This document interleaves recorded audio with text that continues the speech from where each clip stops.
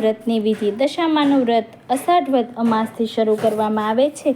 આ વ્રત કરનારે સવારમાં વહેલા ઉઠી નાહી ધોઈને દીવો અગરબત્તી કરીને દશામાની વ્રત કથા સાંભળવી, 10 દિવસ સુધી નકોરડા ઉપવાસ કરવા, માટીની સાંઢળી બનાવી તેનું પૂજન કરવું અને 10મે દિવસે એ સાંઢળીને નદીમાં પધરાવવી. 5 વર્ષ પૂરા થયે વ્રતનું ઉજવણું કરવું. વ્રત કરનારે યથાશક્તિ સોના, રૂપા કે પંચધાતુની સાંઢળી બનાવડાવી યોગ્ય બ્રાહ્મણને દાનમાં આપવી. શક્ય હોય તો કપડું, લત્તું કે રોકડ રકમ પણ દાનમાં આપવી. સાચા દિલથી દશામાનું વ્રત કરવાથી આપણી માઠી દશા જલ્દી દૂર થઈ જાય છે અને આપણે સુખ, શાંતિ અને સમૃદ્ધિ પ્રાપ્ત થાય છે. દશામાની વાર્તા.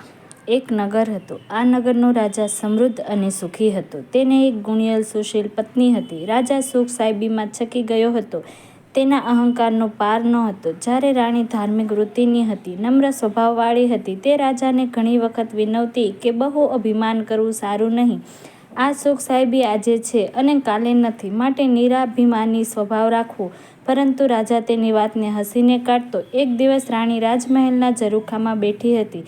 ત્યાં થોડે દૂર નદી કિનારે કેટલીક સ્ત્રીઓ એકઠી થઈને કંઈક વ્રત કરી રહી હતી.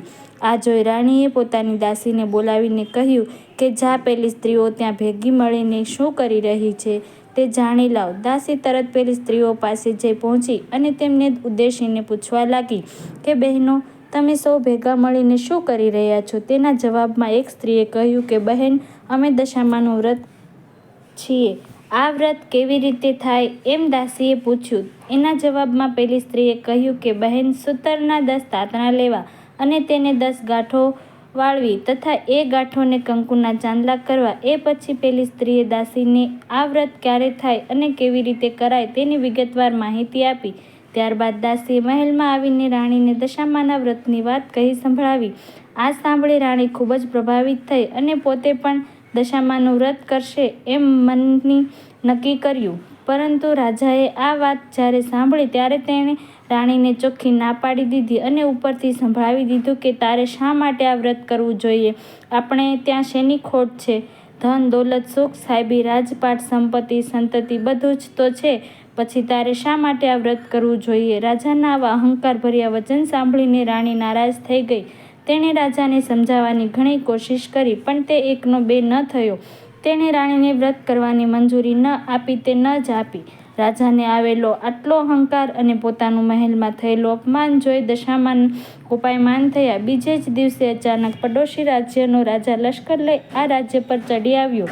રાજા, રાણી તથા કુંવરને રાતોરાત પોતાનું રાજ્ય છોડીને જીવ લઈને ભાગી જવું પડ્યું.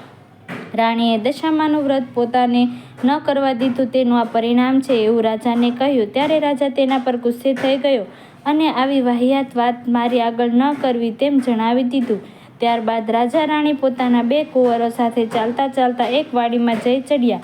ત્યાં તેઓ થાક્યા પાક્યા આરામ કરવાની તૈયારી કરતા હતા. ત્યાં જ વાડીમાંના બધા જ ફૂલો સુકાઈ ગયા. આ જોઈ માળી વિચારમાં પડી ગયો. તેને મનમાં થયું કે આ લોકોના પગલાં જ બહુ ખરાબ છે.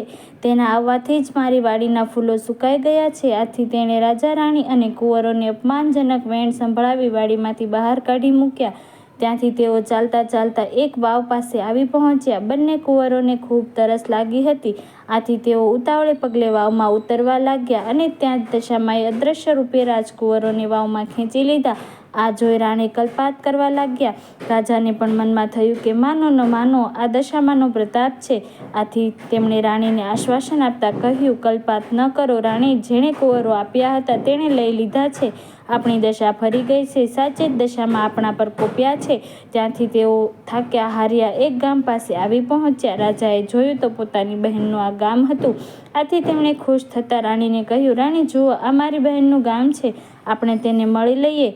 એમ કહી રાજાએ ગામને પાદર મુકામ કર્યો અને એક માણસ મારફતે પોતાની બહેનને સંદેશો મોકલાવ્યો. સંદેશાના જવાબમાં બહેને એક પિત્તળની ગાગરમાં સુખડી ભરીને મોકલાવી, સાથે સોનાની સાંકળી પણ મોકલાવી હતી. રાજાએ પિત્તળની ગાગર ખોલીને જોયું તો સુખડીની જગ્યાએ ઈંટોના કટકા જોવા મળ્યા અને સોનાની સાંકળીને બદલે અંદરથી ફૂફાડા મારતો સાપ નીકળી આવ્યો. આ જોઈ રાજા વિચારમાં પડી ગયો. પોતાની સગી માજણી બહેન પોતાના ભાઈને મારી નાખવા તો ન જ ઈચ્છે. નક્કી દશામાના પ્રતાપે જ આમ બન્યું હશે. આમ વિચારી રાજાએ ગાગરને ભોંયમાં દાટી દીધી અને રાણીને લઈને આગળ ચાલવા માંડ્યા.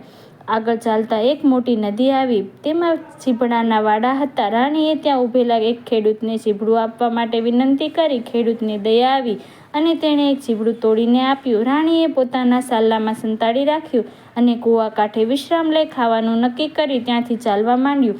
પરંતુ ત્યાં બાજુના ગામના સિપાહીઓ રાજાનો કુંવર રિસાઈને મોસાળ નાસી ગયો હતો તેની શોધમાં નીકળ્યા હતા. તે આ બાજુ આવી ચડ્યા અને રાણીના સાલ્લામાં સંતાડેલું ચીભડું જોઈ ગયા. સિપાહીઓએ રાણીના સાલ્લામાંથી ચીભડાને બહાર કાઢ્યું તો દશામાના પ્રતાપે કુંવરનું માથું થઈ ગયું. આથી સિપાહીઓ ખૂબ ગુસ્સે થઈ ગયા અને તેમને ખૂબ મારીને દોરડાથી બાંધીને પોતાના રાજા પાસે હાજર કરી દીધા. રાજાએ પણ ગુસ્સે થઈને વગર વિચારે તેમને જેલમાં પૂરી દીધા. આમ રાજા રાણી દશામાના પ્રતાપે જેલમાં વગર વાંકે પૂરાઈ ગયા. તેઓ દુઃખમાં દહાડા પસાર કરવા લાગ્યા. એમ કરતાં કરતાં 12 મહિના નીકળી ગયા અને વળી પાછો શ્રાવણ મહિનો આવ્યો અને રાણીને થયું કે કદાચ રાજાએ દશામાનું અપમાન કર્યું તેથી તેઓ આ દિવસો જોવા નહીં પડ્યા હોય. આથી તેણે દશામાનું વ્રત કરવાનો નિર્ણય કર્યો. તેણે 10 દિવસ સુધી નકોરડા ઉપવાસ કર્યા અને આદરે સ્વરે માની સ્તુતિ કરી. રાણીની ભક્તિ જોઈ દશામા તેના પર પ્રસન્ન થયા અને સૌ સારાવાના થશે એવા આશીર્વાદ આપ્યા. ત્યાર પછી તેણે પેલા રાજાને સ્વપ્નમાં આવી કહ્યું, હે રાજન, તે પેલા નિર્દોષ દંપતીને કેદમાં પૂર્યા છે તેને તું સવારે છોડી મૂકજે. તારો કુંવર જે રિસાઈને મોસાળ ચાલ્યો ગયો છે તે સવારના પાછો આવી જશે. સવારે રાજાએ ઉઠીને જોયું તો કુંવર હેમખેમ પાછો આવી ગયો હતો. આથી રાજાએ જાતે જઈને પેલા રાજા રાણીને કેદમાંથી મુક્ત કર્યા અને તેમને ખૂબ માન પાન અને પહેરામણી આપીને તેમના ગામે જવા માટે વિદાય કર્યા. રાજા રાણી ખુશ થતા ત્યાંથી બહેનના ગામને પાદર આવી પહોંચ્યા. ત્યાં રાજાને પેલી ગાગર યાદ આવી. તેમણે ખાડો ખોદીને ગાગર બહાર કાઢી. તેમાં જુએ છે તો સરસ મજાની સુખડી હતી અને સાથે સોનાની સાંકળી પણ હતી. બહેનને ખબર પડતા તે પોતાના ભાઈ ભોજાઈને લેવા સામે આવી અને પોતાના ઘેર 2 દિવસ મહેમાન બનાવી તેમને રાખ્યા. ત્રીજે દિવસે તેઓ ત્યાંથી ચાલી નીકળ્યા અને ચાલતા ચાલતા તેઓ પેલી વાવ પાસે આવી પહોંચ્યા. ત્યાં દશામાના વૃદ્ધ રૂપ ધારણ કરી બંને કુંવરોને લઈને ઊભા હતા. તેમણે રાજા રાણીને એ બંને કુંવરો સોંપી દીધા. રાજા રાણીએ તેમને પૂછ્યું કે તમને આ કુંવરો ક્યાંથી મળ્યા? તેના જવાબમાં દશામાં પોતાના અસલ સ્વરૂપમાં પ્રગટ થયા અને રાજા રાણી તથા કુંવરોને આશીર્વાદ આપતા કહેવા લાગ્યા, હે રાજા, તું તારી રાણીની સ્તુતિથી પ્રસન્ન થઈ છું. જા, હવે તને તારું રાજ્ય પાછું મળી જશે. આજથી તારી વળતી દશા થશે. તે મારું જે અપમાન કર્યું છે અને અહંકારભર્યા વચનો કહી રાણીને મારું વ્રત કરતા અટકાવી હતી, આથી હું તારા પર કોપાયમાન થઈ હતી. માટે હવે તું નગરમાં કોઈને પણ મારું વ્રત કરતા અટકાવતો નહીં, બલકે મારો મહિમા વધારવાનો પ્રયત્ન કરજે.